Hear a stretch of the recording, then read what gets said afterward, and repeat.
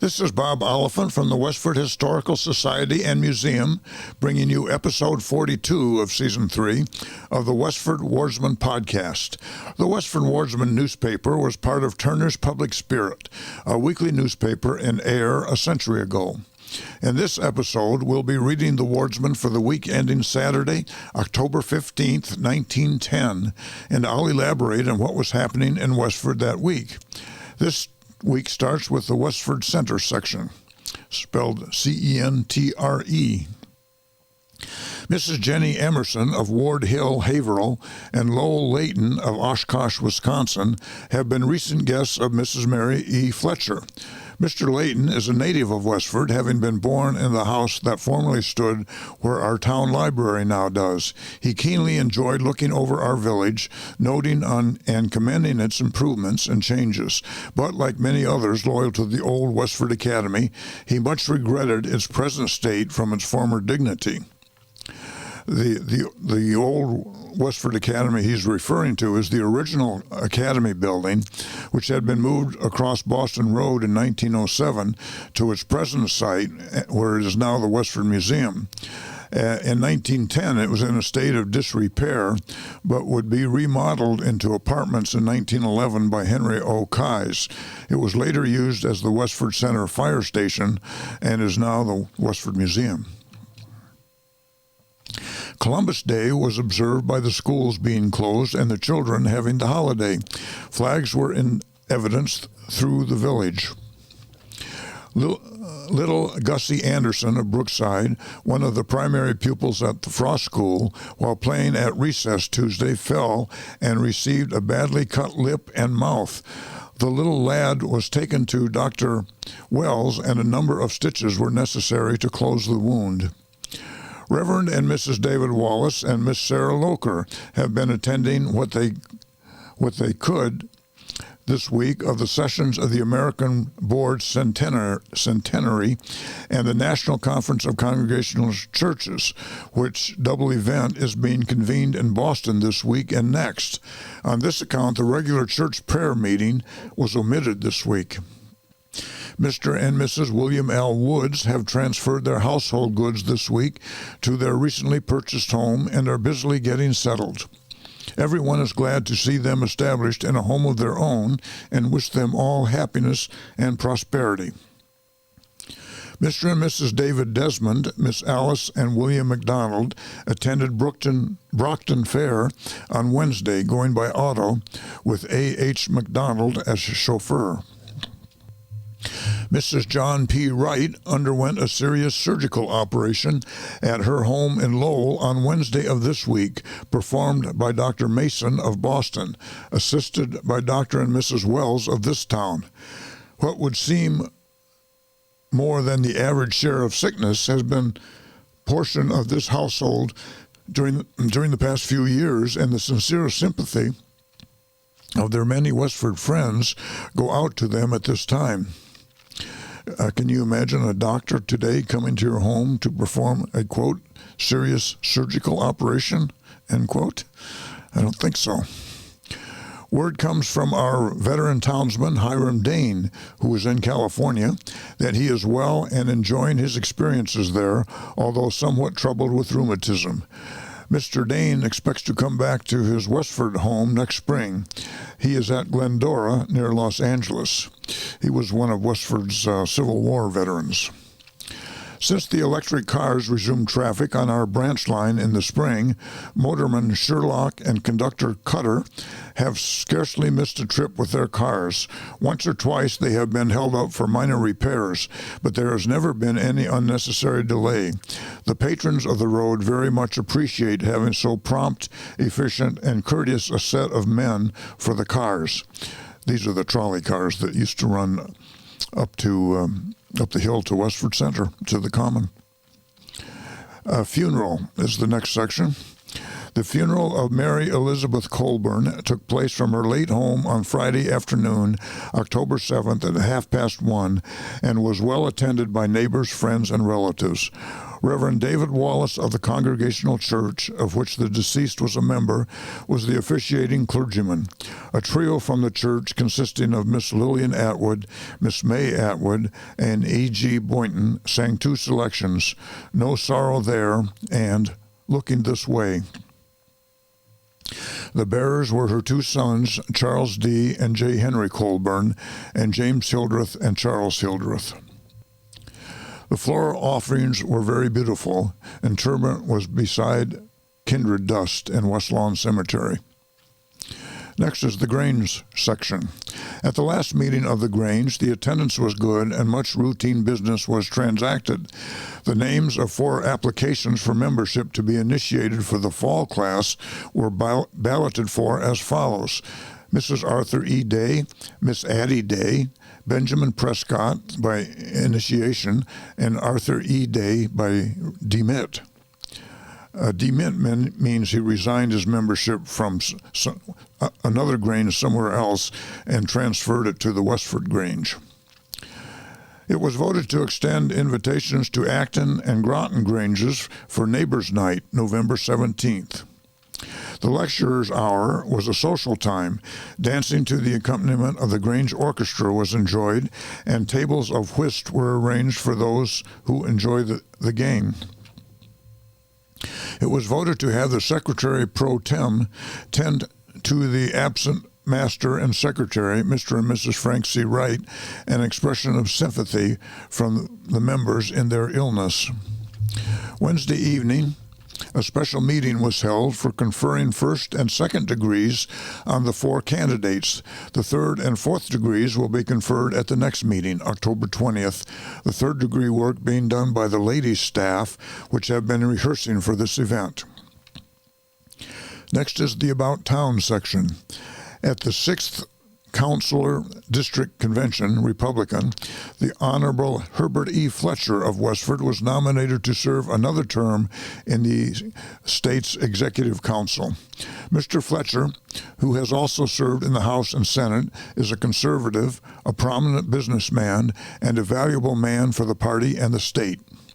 At a meeting of the Republican Town Committee last Saturday evening, it was decided to hold a rally at the Town Hall on Wednesday evening, October 19th, when this array of ability will entertain William H. Wilder of Gardner, the Honorable Frank P. Bennett, Jr. of Saugus, Judge John J. Pickman, and Alonzo G. Walsh of Lowell.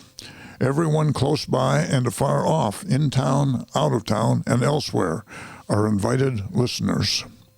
Honorable Herbert Fletcher has commenced the foundation of his new house on Oak Hill.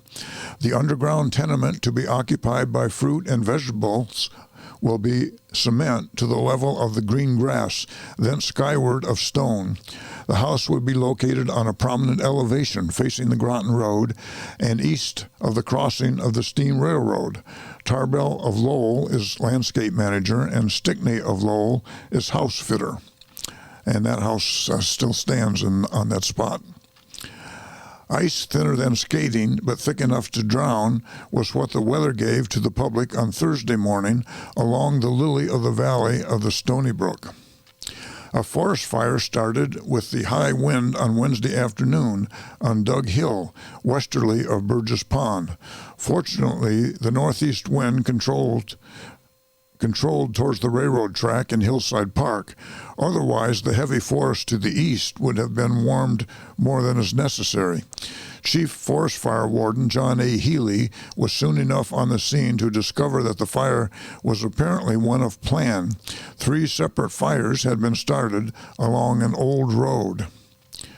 Reverend Charles A. Allen of Waverly, professor at Harvard, conducted the services at the Unitarian Church last Sunday. Much sympathy goes to the Nelson family, who live at West Chelmsford Corner on the Lowell Road.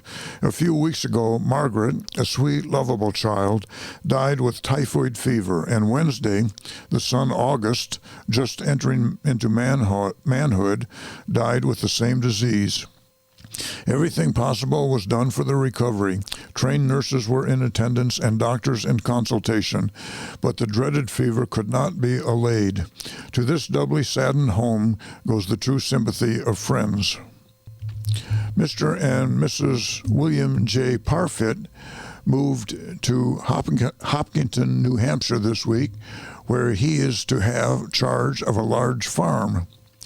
The next meeting of the Board of Registration will be held at Graniteville on Monday evening, October 17th, at Healy's Hall from 7:30 to 9, at Forge Village next Wednesday evening at Abbott's Hall from 7:30 to 9. The last registration meeting will be held at the Town Hall Saturday, October 22nd from noon to 10 o'clock. Mrs. Elizabeth Peckins has sold to John Feeney the triangular lot of land bounded by Main Street, Providence, and Leland Roads. Daniel H. Sheehan of Pigeon Hill has several portable engines sidetracked at Westford Station. This added business suggests to him the desire to sell his cotton woolen cider mill. The site of that mill can still be seen off Lowell Road, kind of across the street from the Pelatiah-Fletcher Road. The next section is entitled Death. Mrs. Clementine Kai's Sweat, spelled S-W-E-T-T, died in Boston last week Friday as the result of a surgical operation. She was the daughter of the late Trueworthy Kais and was born at Westford Center in 1838 and was therefore 72 years old. Most of her girlhood life was passed on Francis Hill, on her father's farm in the easterly part of the town, where culture, method, and variety were foundation principles of the old homestead life. She was one of the old-time scholars in the old Stony Brook district in the strenuous days of the old brick schoolhouse. Near the close of the reign of the old district system, she was for several years a teacher in this historic district. As such, she was apt, cultured, winsome, methodical. Trueworthy Kais, who was born in 1805 and died in 1871, lived at Francis Hill Road, and his house was built in the mid-1600s per the book New Old Houses of Westford, edited by Ellen Hardy and Marilyn Day. It is one of the oldest houses in Westford. Trueworthy was the great-great-great-grandson of Solomon Kais and Francis Grant Kais, who built the house in the mid-1600s. Francis Hill, spelled Frances, was named for Frances Grant Kais, the wife of Solomon. It's often misspelled with an I instead of an E in the Westford Wardsman of 100 years ago.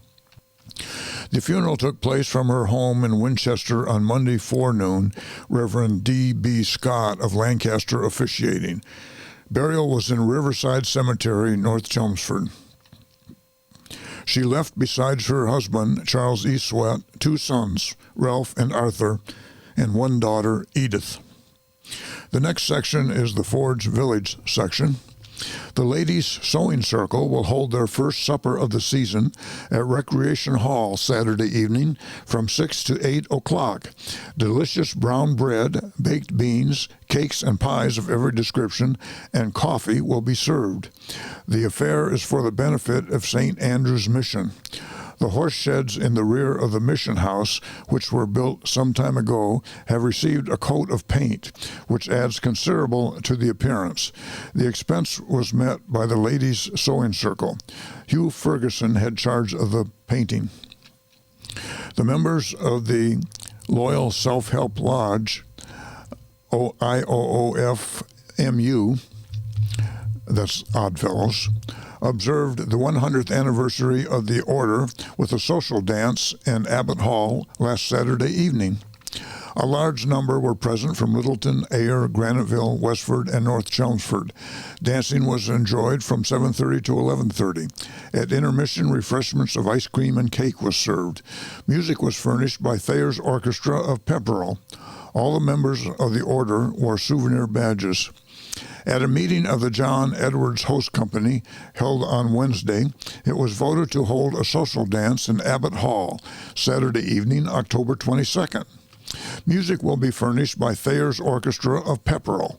The affair will be held for the benefit of the Hose Company. The money will be used for the Firemen's Field Day next year.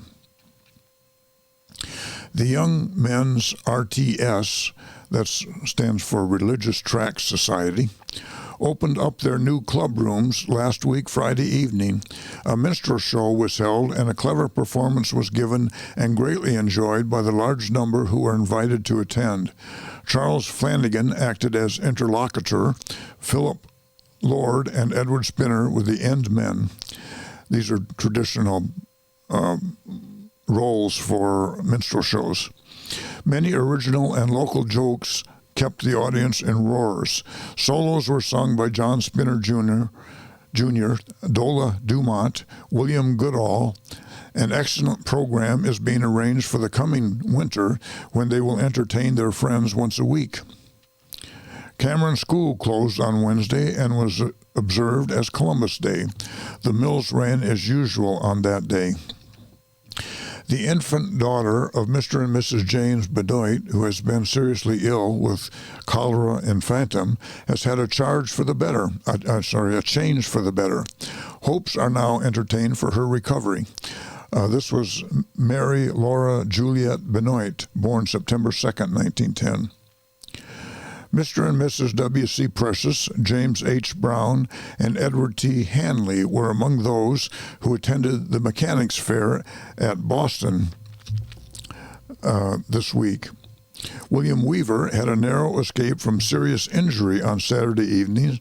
As it is, he is suffering from a bad sprain. While attempting to board an electric car at the railroad crossing on Middlesex Street, Lowell, for North Chelmsford, Mr. Weaver had one hand on the car and was waiting for a passenger to get off when the car started suddenly, he alleges, throwing him to the ground with considerable force. He was picked up and assisted to the car. Sunday morning, his hand was so badly swollen that the services of a physician was necessary, and his hand was put in splints. He also received bruises about his body and knees. The next section is the Graniteville section. At the 10:30 o'clock Mass in St. Catherine's Church on Sunday morning, Reverend Father M.E. Doherty delivered another of those instructive sermons on, quote, the sacrament of penance, end quote. These sermons are being followed with deep interest by the parishioners of St. Catherine's Church. The Holy Rosary devotions were held in the church on Thursday evening at 7:30 and were largely attended. Many people from this village attended the 100th anniversary of the MU Oddfellows that was held in Forge Village on Saturday evening. The celebration took the form of a dance that proved to be very enjoyable to all. The Ladies' Aid Society of the Methodist Episcopal Church met with Mrs. J.B. Carmichael on Thursday afternoon. Chestnut parties are very much in evidence here at present, and those who have been gathering report the supply quite plentiful this year.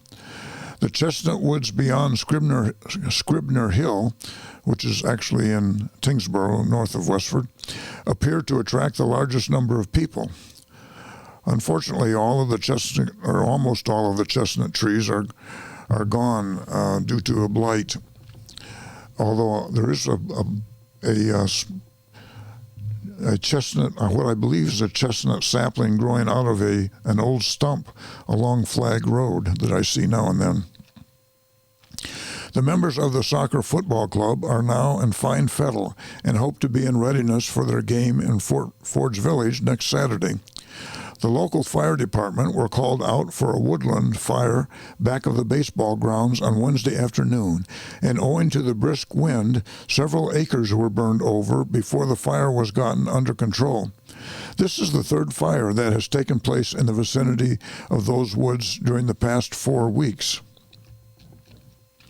Carol Furbush and friend of the USS Nebraska have been recent visitors at the home of Mr. and Mrs. Frank L. Furbush in this village. Carol Furbush had been in the Navy for several years, is mentioned quite frequently in the Wardsman. The next section is called C of F of A, which stands for Companions of the Foresters of America. Cameron Circle, C of F of A, held a largely attended and interested meeting in their rooms on Tuesday night.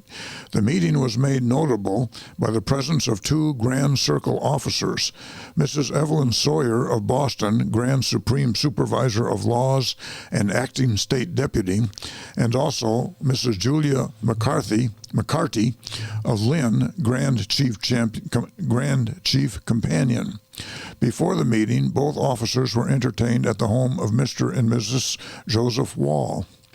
During the meeting, under the head of new business, Mrs. Julia B. Wall, who has been treasurer of the local circle for the past 4 years and was recently elected to the position in the Grand Circle of Grand Outside Guard, was duly installed in her new position by Acting State Deputy Mrs. Evelyn Sawyer of Boston, assisted by Grand Chief Companion Mrs. Julia McCarty of Lynn. For the good of the order, both the visiting Grand Officers were heard in short addresses, which proved very interesting to the members present. After the meeting, a short entertainment was given, after which refreshments were served. The whole affair proved to be very enjoyable. Cameron Circle is now enjoying prosperity and is looking forward to many pleasant social events to be held during the coming season. That's the news in Westford for the week ending October 15th, 1910. Thank you for listening, and thanks to Ryan Cousins of WestfordCAT for providing technical support. You can find transcriptions and podcasts from the Westford Wardsman at our website at museum.westford.org or visit the Historical Society's Facebook page for more Westford news from days gone by. This is Bob Oliphant, and I hope you will join us for next week's Westford Wardsman podcast. Thank you.